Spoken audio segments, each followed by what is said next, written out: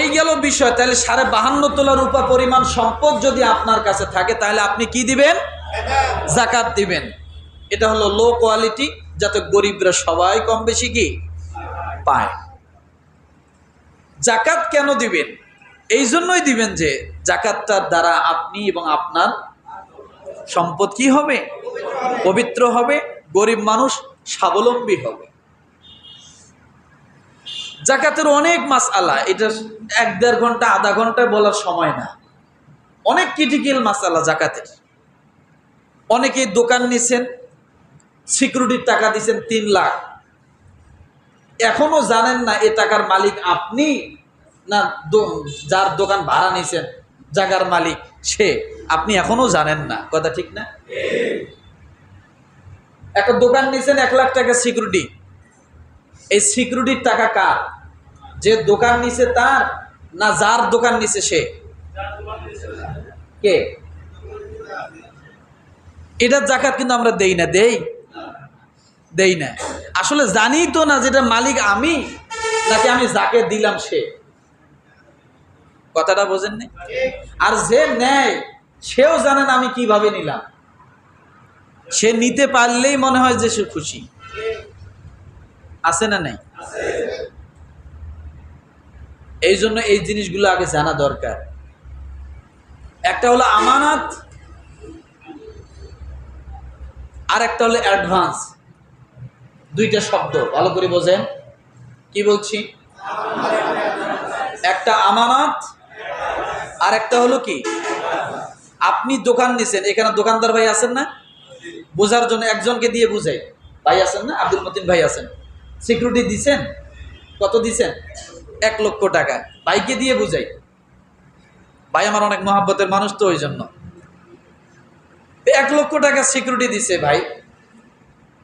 ভাই এটা জানে না যে আমি এটা আমানত দিলাম না অ্যাডভান্স দিলাম। আপনি কোনটা দিছেন? অ্যাডভান্স দিছেন। ভাই বলছে আমি অ্যাডভান্স দিছি। যদি অ্যাডভান্স হয় তাহলে এটার মালিক কে হবে?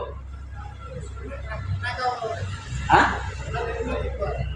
যিনি দিছে উনি হবে নাকি যাকে দিছে সে হবে? যাকে দিছে সে হবে না যিনি দিছে সে হবে? সুন্দর কথা, ভালো করে বোঝেন। জি, অ্যাডভান্স। ভালো করে বুঝি, অ্যাডভান্স। এবার বোঝেন, আমি কিন্তু বলেছি সিকিউরিটি, আমানত, আর একটা হলো অ্যাডভান্স।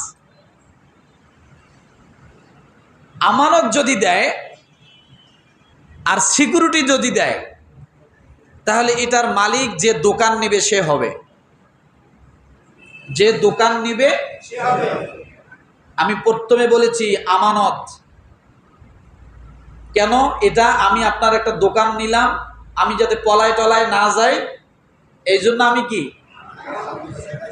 আমি আপনাকে 1 লক্ষ টাকা আমানত হিসেবে দিলাম, জামানত হিসেবে দিলাম, আমার সিকিউরিটি দিলাম, যাতে আমি যদি পলায় যাই তাও আপনার কাছে কি থাকবে? 1 লাখ টাকা থাকবে। মূলত এই টাকাটার মালিক কে? আমার জামানতের জন্য আমি দিলাম, তাহলে মালিকটা কে? আমি। এই হলো আমানত, জামানত, সিকিউরিটি। এখন অ্যাডভান্স।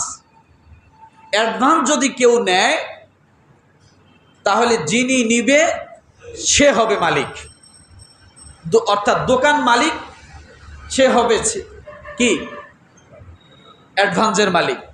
বলে কেন? এই দোকান ভাড়া হলো 10,000 টাকা। দোকান ভাড়া কত? 10,000 টাকা। এখন সারা বছরে কত হবে? 1,20,000 টাকা। এখন দোকান মালিক আগাম কি করছে? 1,20,000 টাকা পুরোটাই নিয়ে গেছে। তাহলে এটা কি অ্যাডভান্স হলো না? অ্যাডভান্স হলো না? অগ্রিম নিয়ে নিল না? আগেই নিয়ে নিল না? তাহলে উনি যে আগেই ভাড়াটা নিল এটা মালিক কে হলো? যে ভাড়া দিছে সে। এই জন্য এটা বুঝতে হবে যে আমরা অ্যাডভান্স দেই না সিকিউরিটি দেই। সিকিউরিটি দিলে মালিক যে যে নিচে সে হবে, আর অ্যাডভান্স যদি দেয় তাহলে যে কি ভাড়া দিছে সে হবে। এইভাবে আমরা জিনিসটা ক্লিয়ার হওয়ার পরে আমরা সেই সম্পদের জাকাত দেব। এখন কথা হলো, এটা গেল একটা, বুঝতে পারছেন কি আপনারা? সিকিউরিটি আর একটা কি অ্যাডভান্স, দুই জিনিস। সিকিউরিটি যদি দেয় তাহলে যিনি নিচে তিনি কি করবে? জাকাত দেবে। আর অ্যাডভান্স যদি হয় তাহলে যার দোকান, যে মালিক, দোকানের মালিক, সে জাকাত দিবে। গেল।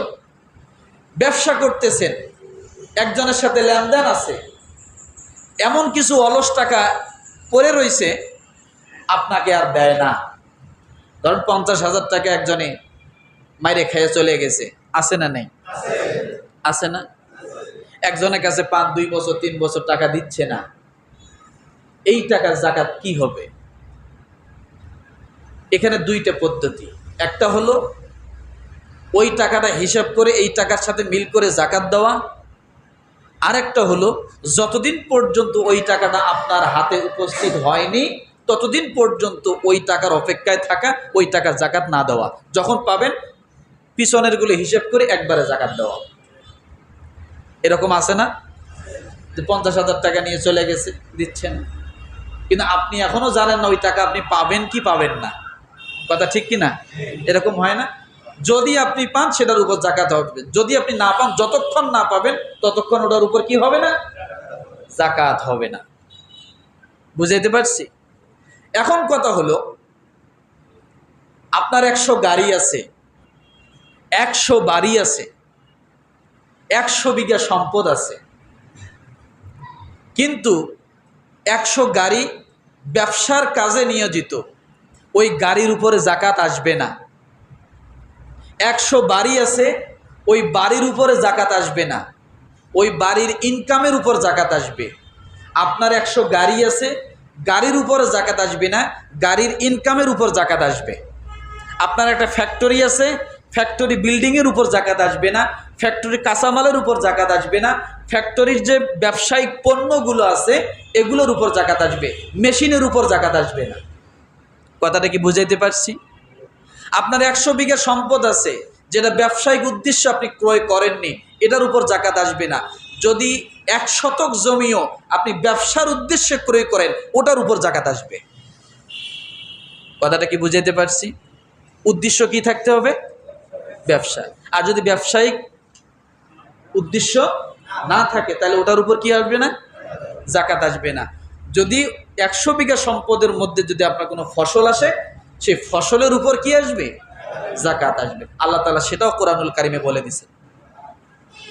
তো এইভাবে আমরা জাকাতগুলো আদায় করার জন্য কি করব? চেষ্টা করব। তাহলে আজকে এখন বুঝলাম জাকাত কে দিবে, অর্থাৎ যে সাহেবে নেসাব হবে। সাহেবে নিসাব কখন হবে? যার উপর জাকাত ফরজ হবে। কখন জাকাত ফরজ হবে? যার উপর 52.5 তোলা রূপা অথবা 7.5 ভরি স্বর্ণ পরিমাণ সম্পদের মালিক যখন সে হবে, 1 বছর স্থিতি থাকবে, তখন তার উপরে কি হবে? সে ব্যক্তি জাকাত দিবে। এবার আসুন, জাকাত কি দিবে? জাকাত কি দিবে?